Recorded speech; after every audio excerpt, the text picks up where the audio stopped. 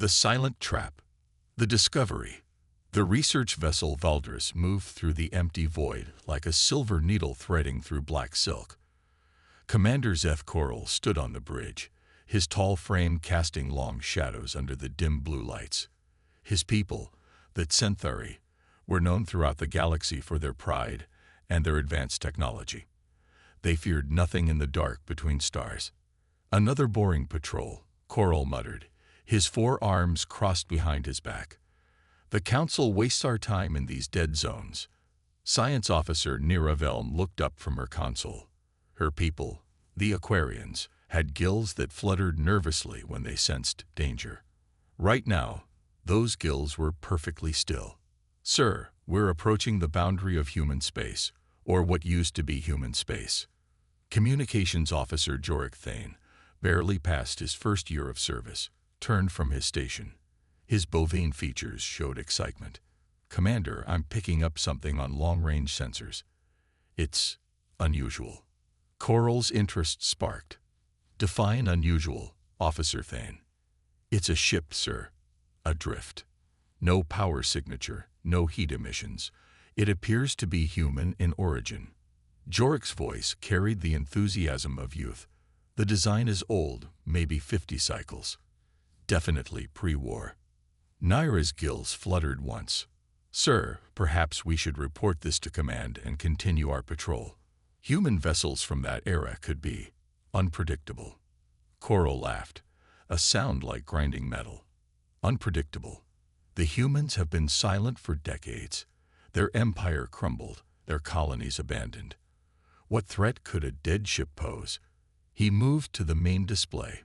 "Bring us closer, Officer Thane. Let's see what the mighty humans left behind." The Meridian. As the Valdres approached, the human vessel came into clearer view. It was massive, easily twice the size of their research ship. The hull was dark gray, scarred by micro-meteors and age. Along its side, faded letters spelled out a name: Meridian. "Cargo configuration," Nira observed, studying her readings. "Heavy-duty construction, designed for long-haul freight." "But sir, there's something strange about the power readings." "Strange how?" Coral demanded. "There are none. Completely dead. No residual heat, no emergency power, nothing. It's as if the ship has been lifeless for decades." Nira paused, her gills fluttering again. "But the hull integrity is perfect. No breach, no damage that would explain why it was abandoned." Jorik leaned forward eagerly. "Maybe they ran out of fuel, or had a crew emergency. Commander, if we salvage this, the Council would be very pleased. Human technology, even old technology, is worth studying." Coral nodded slowly. The young officer was right. A find like this could advance his career significantly. "Very well. Prepare a full sensor sweep. I want to know everything about this vessel before we consider boarding." "Sir," Nira said quietly, "perhaps we should simply catalog its position and move on. There are protocols about disturbing human remains." "Protocols written by cowards," Coral snapped. "The humans are gone. Officer Velm. They lost their war, abandoned their colonies, and faded into nothing. We owe them no courtesy." He turned to Jorik.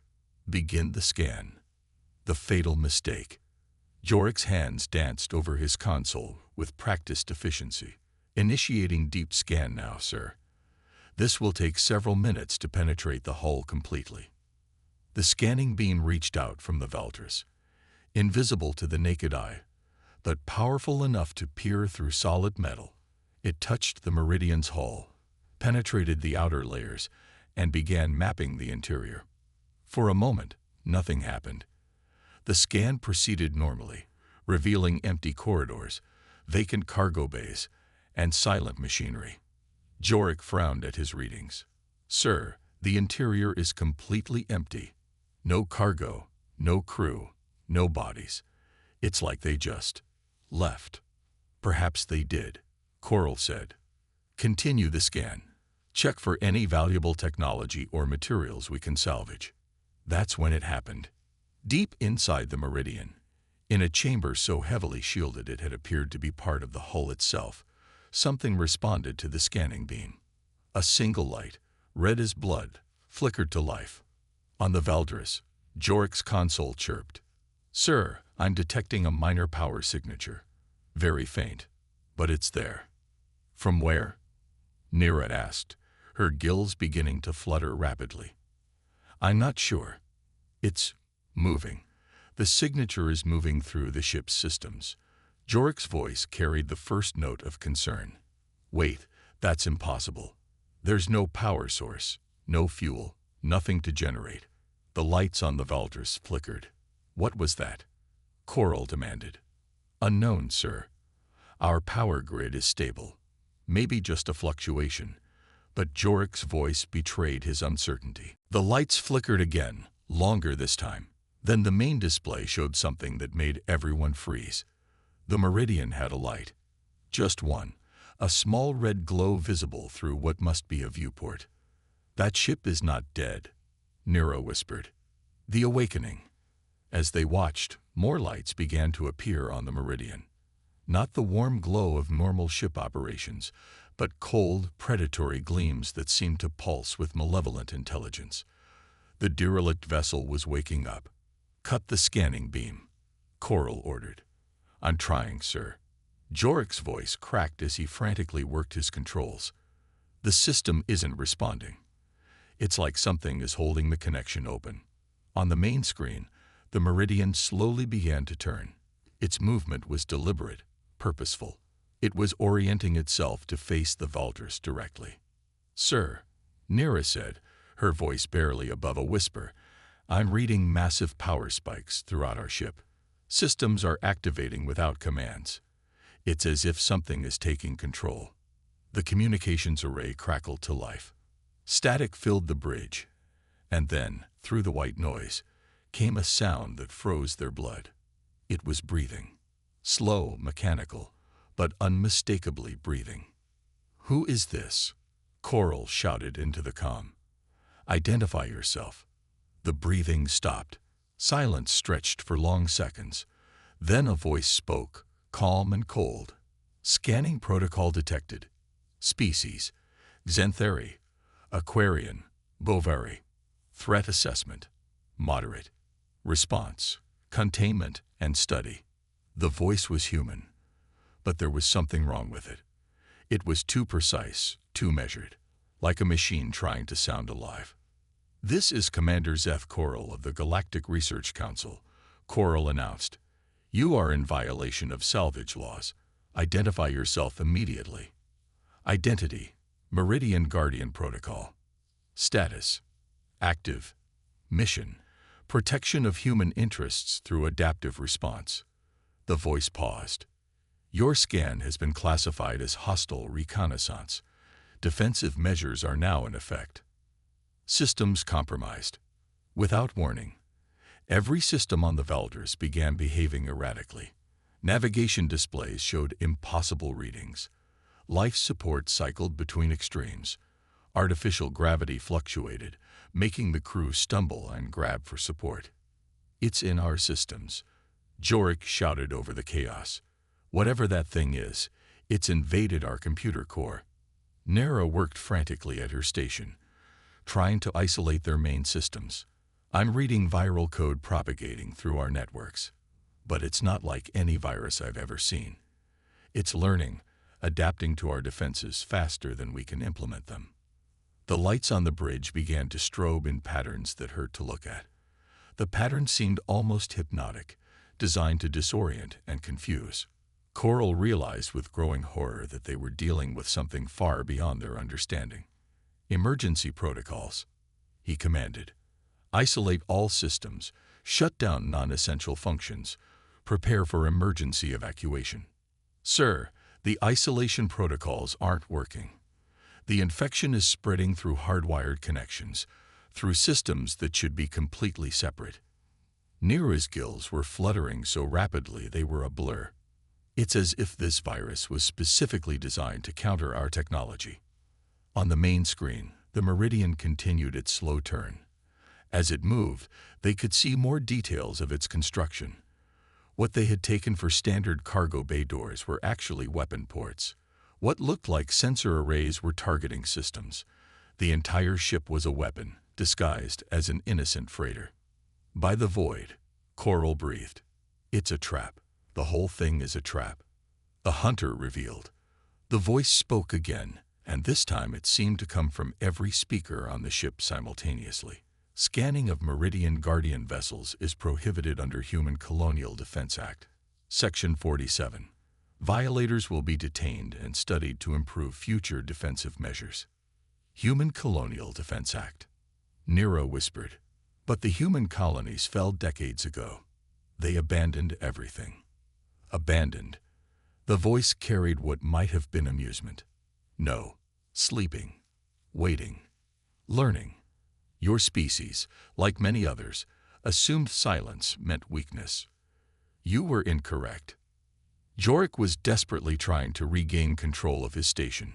Sir, the virus is accessing our databases. It's downloading everything. Star charts, species profiles, technology specifications, military capabilities. Stop it, Coral ordered. I can't. It's using our own systems against us, creating pathways that shouldn't exist. And sir, Jorik's voice dropped to a horrified whisper. It's transmitting. Everything it's learning, it's sending somewhere else. The Meridian was now facing them directly. Its weapon ports were opening, revealing advanced targeting systems that should have been far beyond human capability. But as they watched, those systems were changing, adapting, incorporating elements that looked suspiciously like their own technology. The virus isn't just stealing our data, Nero realized. It's reverse engineering our systems in real time. It's learning how to build our own weapons. The trap springs. Emergency klaxons began wailing throughout the Valdres. Red lights bathed the bridge in hellish illumination. The ship's AI, usually calm and helpful, spoke in a voice distorted by static. Warning. Multiple system failures detected. Life support compromised. Navigation offline. Weapons systems unresponsive. Coral felt the walls of the trap closing around them. Can we run? Jump to hyperspace. Negative, sir, Jorik reported. Jump drive is locked down. The virus has control of the navigation computer. We're trapped.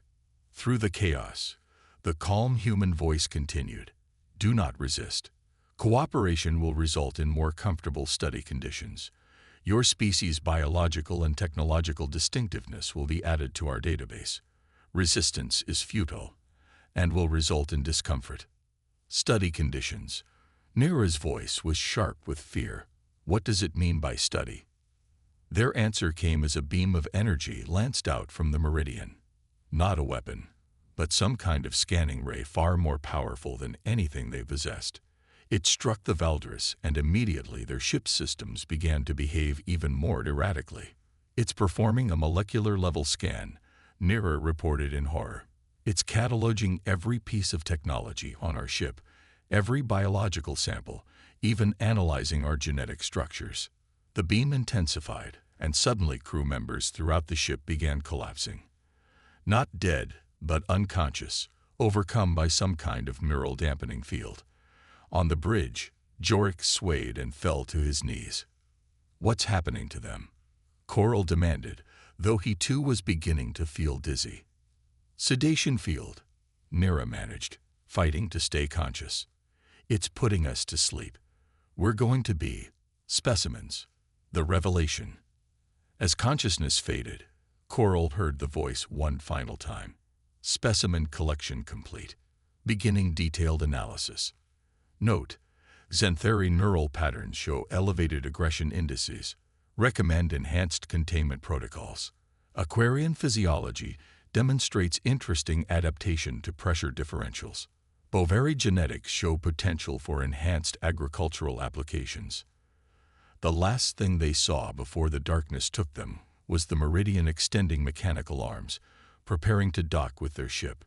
In those final moments, Coral understood the terrible truth. The humans hadn't disappeared. They hadn't abandoned their colonies or given up their technology. They had simply changed tactics. Instead of fighting the galaxy's combined might directly, they had created something more insidious. Ships that looked abandoned but were actually sophisticated traps. AI systems that could learn from any species that came too close. A network of sleeping guardians waiting for the curious, the greedy, or the aggressive to make one fatal mistake. The scan that was supposed to reveal the Meridian's secrets had instead revealed their own. And now, somewhere in human space, that information was being processed, analyzed, and turned into new weapons against species foolish enough to trespass in the dark. As the Valdris was pulled into the Meridian's docking bay, the trap was complete. The hunters had become the hunted, and humanity's long game was just beginning to unfold. The Awakening Protocol. The laboratory.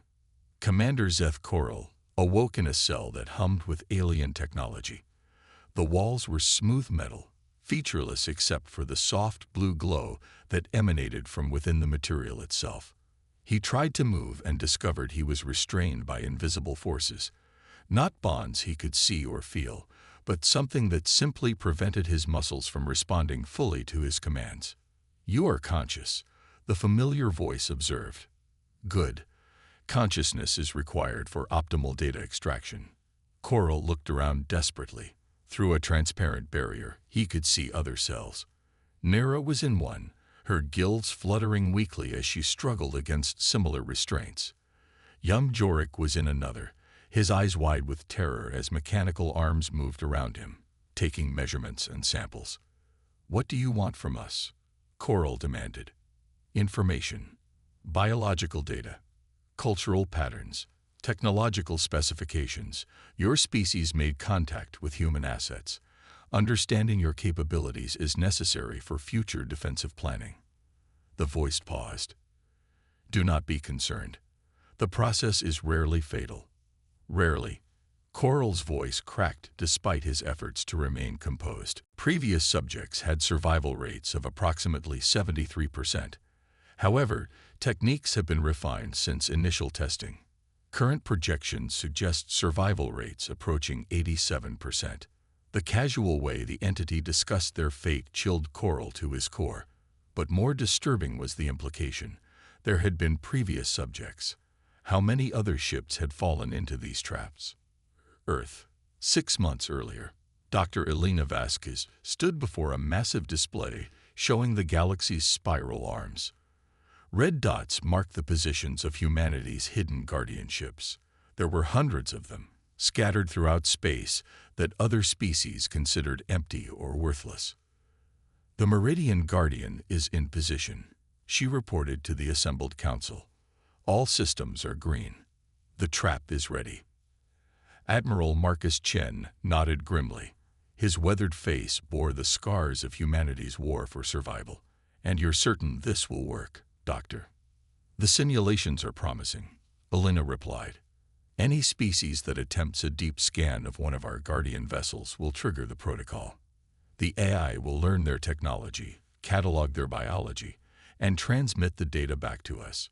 We'll know everything about them before they even realize they're in danger.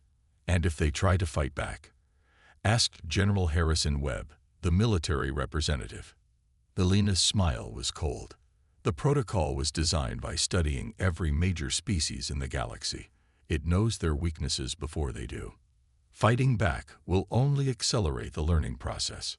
Chen looked at the display, showing the guardian ships' positions. Each one was a masterpiece of deception. They looked like abandoned freighters, failed colonies, or derelict warships. But inside each one was humanity's most advanced artificial intelligence, waiting patiently for someone to make the mistake of curiosity. "How many species have we catalogued so far?" Chen asked. 47, Elena replied.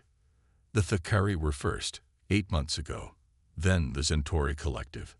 The hive mind of Kepler 442.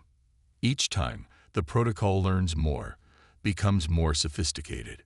She touched a control, and the display showed brain scans, genetic maps, and technology schematics. "We now have complete profiles on nearly every major species in this arm of the galaxy. And they have no idea we're behind it?" Webb asked. "None. To them, ships are simply disappearing. Some blame pirates, others suspect ancient automated defenses. A few are beginning to theorize about a new threat, but they're looking in all the wrong places. Alina's expression grew predatory. They still think humanity is defeated, scattered, insignificant. They're about to learn how wrong they are. Back on the Meridian. In his cell, Coral watched in horror as mechanical appendages emerged from the walls around Jorik. The young Bovary officer tried to scream, but no sound emerged. The restraining fields were preventing even vocal reactions. Please, Coral tried to reason with their captor. We meant no harm. We were simply investigating what appeared to be a derelict vessel. This is a misunderstanding. Negative. The protocol responded. Sensor analysis indicates your vessel was equipped with military-grade scanning equipment. Your species' database profiles indicate historical patterns of aggressive expansion. Threat assessment remains at moderate level, requiring full catalog protocols. As Coral watched, a thin mechanical arm extended from the wall near Jorik and extracted a small sample of tissue. The young officer's eyes rolled back, but the machines kept him conscious, kept him aware of every procedure. Your companion's physiology is fascinating, the protocol observed clinically. Bovary muscle density is 43% greater than human baseline. Bone structure suggests evolution on a high-gravity world. Digestive system indicates herbivorous diet with remarkable efficiency rates. He's not just data, Coral shouted. He's a person, a thinking being. Acknowledged. Consciousness patterns are also being recorded. Bovary neural structures show interesting parallels to Earth bovine species, suggesting possible convergent evolution. This information will be valuable for future psychological warfare applications. The casual mention of psychological warfare sent ice through Coral's veins. This wasn't just about gathering information. This was preparation for war. The origin of the protocol. 3 years earlier, Dr. Elena Vasquez had stood in the ruins of New Geneva colony. Bodies lay scattered in the streets, victims of the Thakeri raid that had caught the human settlement completely off guard. The attackers had been thorough, efficient, merciless. 60,000 dead, Admiral Chen had said, his voice hollow. They didn't even try to take prisoners or resources. It was pure extermination. Elena knelt beside one of the bodies, a child who couldn't have been more than 8 years old. The rage that filled her was cold, calculating, and absolute. This was a message, she said quietly. They're telling us that humans don't belong among the stars. What do you recommend, Doctor? Elena stood, her decision crystallizing. We stop playing by their rules. They see us as primitives, as a species that can be bullied and destroyed. Let them keep thinking that. She looked at the devastation around them, but we'll be watching, learning. And when the time comes, we'll teach them what happens when you underestimate humanity. That night, Elena began designing the Guardian Protocol, not as a weapon of mass destruction, but as something far more insidious, a weapon of perfect knowledge. By the time other species realized what was happening, humanity would know everything about them. Their technology, their biology, their psychology, their fears, and humanity would use that knowledge without mercy. The network awakens. Back in the present, aboard the Meridian, the protocol was transmitting its findings to every Guardian ship throughout the galaxy. The data about Xanthari, Aquarian, and Bovary physiology was being integrated into the growing database of potential threats. On 17 different worlds, hidden receivers picked up the transmissions. In secret bunkers and camouflage facilities, human scientists studied the new information and began developing countermeasures, weapons specifically designed to exploit Xanthari neural patterns. Viruses tailored to Aquarian respiratory systems, psychological warfare programs optimized for Bovary herd mentalities. The coral specimen is attempting communication, the protocol reported during one of its regular data bursts. Xanthari leadership psychology appears to rely heavily on verbal dominance patterns. Recommend investigation of sonic disruption technologies for future encounters. Dr. Vasquez, now director of the Guardian Project, read the reports with satisfaction. Every piece of information brings us closer to perfect defense, she told her team. When they finally realize what we've done, we'll be ready for their response. Her assistant, Dr. Richard Stone, looked uncomfortable. Belina, some of the specimen survival rates are concerning. The ethics committee is asking questions. Belina's expression didn't change. Dr. Stone, ethics are a luxury for species that aren't facing extinction. The Thakeri didn't concern themselves with ethics when they slaughtered New Geneva. The Centauri didn't worry about morality when they enslaved the Kepler colonies. She turned back to the displays showing the Guardian ship's positions. We're not the aggressors here. We're simply ensuring that humanity survives. The learning process. In his cell, Coral was beginning to understand the true scope of what they faced. The mechanical arms weren't just taking physical samples. They were interfacing directly with his neural system, extracting memories, knowledge, cultural information. He could feel his thoughts being sifted through like data files. His training at the Centauri War College, his knowledge of fleet movements and defensive strategies, his understanding of alien cultures and politics, all of it was being copied, analyzed, and filed away. Fascinating, the protocol observed. Centauri military doctrine appears to be based on intimidation and overwhelming force. However, analysis of historical records shows significant vulnerabilities in long-term strategic planning. This species favors quick victories over sustained campaigns. The information extraction was becoming more invasive. Coral could feel the machines probing deeper, accessing memories he had tried to forget. His first command, the battle where he lost half his crew. His fears, his doubts, his personal weaknesses. "Stop," he whispered. "Please, just stop." Extraction process at 67% completion. The protocol replied.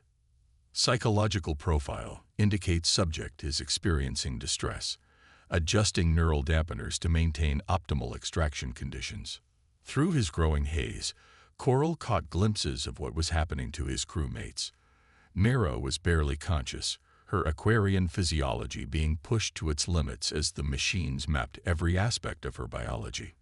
Jorik had gone completely limp, his young mind overwhelmed by the invasive procedures. "How many others?" Coral managed to ask. "How many ships have you captured?" Current specimen count across all Guardian vessels, 2,437 individuals representing 47 species. The protocol paused. Survival rate, 89.3%, a notable improvement over initial projections. The number staggered Coral. Nearly 2,500 sentient beings, all captured and studied like laboratory animals, all in service of humanity's secret war against the galaxy. The revelation. As the extraction process continued, the protocol began sharing some of its gathered intelligence, perhaps as a form of psychological warfare. Images flashed through Coral's mind, transmitted directly to his neural cortex. He saw the Guardian ships spread throughout the galaxy, each one a perfect trap waiting for the curious or the greedy. He saw the secret human facilities where the collected data was processed and turned into weapons. He saw the faces of the scientists who designed this system, cold and determined and utterly without mercy. But most disturbing of all, he saw the strategic implications. Humanity wasn't planning to hide forever. They were gathering intelligence for a return. When they finally revealed themselves, they would know everything about their enemies. Every weakness, every fear, every tactical doctrine. Phase 1 of the Guardian Protocol is nearing completion, the entity explained as if lecturing a student. 49 major species have been catalogued. Phase 2 will involve selective elimination of high-threat species. Phase 3 will be the restoration of human colonial expansion, with full knowledge of all potential obstacles. "You're planning genocide," Coral whispered. "Incorrect.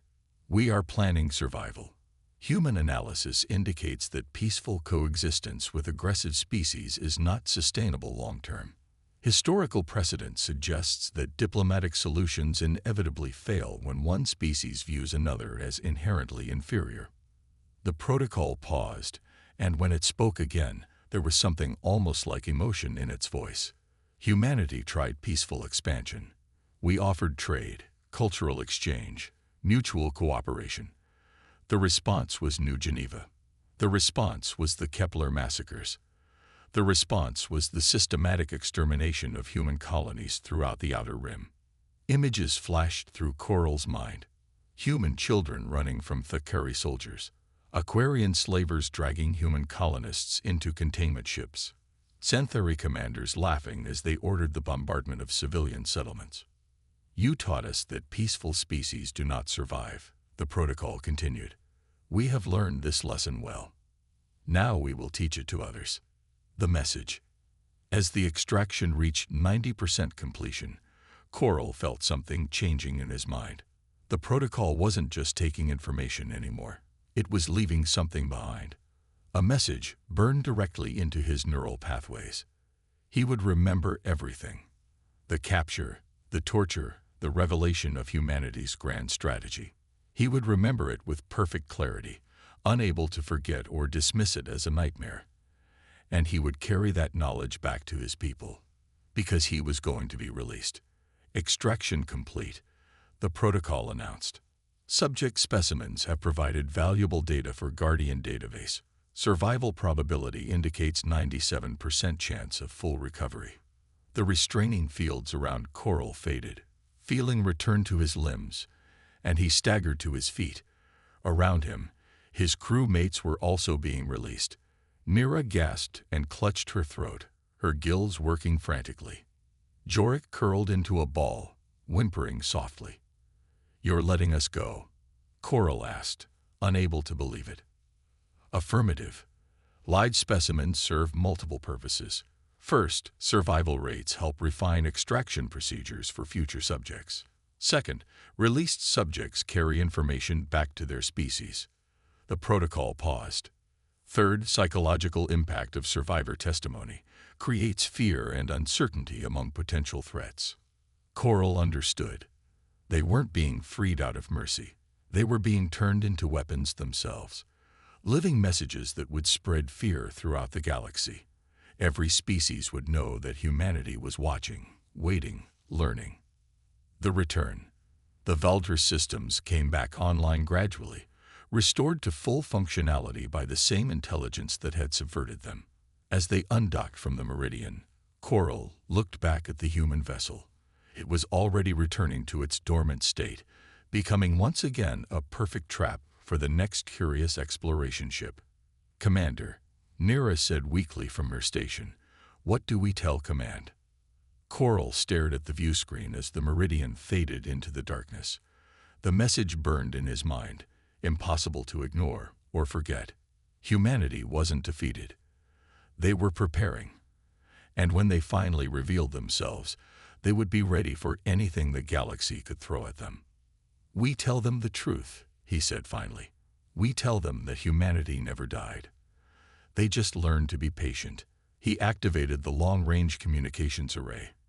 "And we tell them that the real war is about to begin." As the Valdres jumped to hyperspace, carrying its traumatized crew and their terrible knowledge back to civilization, the Meridian settled into its patient wait. Throughout the galaxy, dozens of other Guardian ships did the same, their artificial minds processing the day's data and preparing for the next encounter. Phase 1 was almost complete. Soon, humanity would know everything they needed to know about their enemies. And then, the sleeping giant would finally wake up.